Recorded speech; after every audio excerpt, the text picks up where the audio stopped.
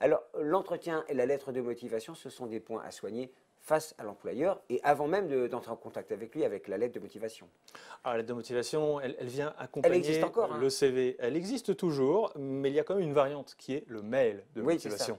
Est-ce qu'il faut attacher une lettre de motivation en PJ lorsqu'on envoie son CV, ou est-ce qu'il faut se concentrer sur le mail d'accompagnement? À Alors, titre personnel, je tranche mail d'accompagnement.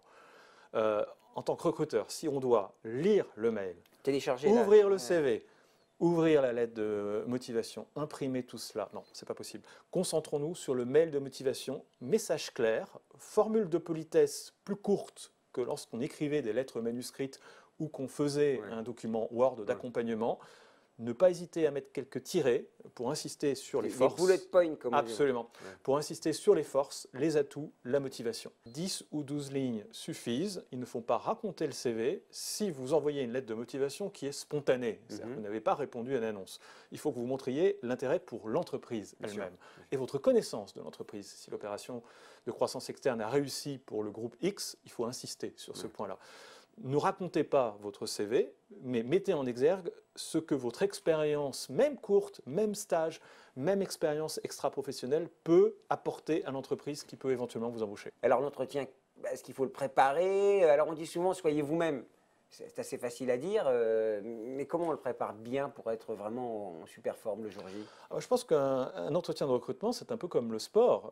Si vous y allez from scratch, les doigts dans le nez, sans avoir googlisé votre interlocuteur, regardé la rubrique employeur de l'entreprise que vous visitez, vous n'allez pas être bon. Donc c'est un entraînement, il faut s'entraîner, il faut préparer une demi-heure, trois quarts d'heure, une heure. Pièges, c'est ça?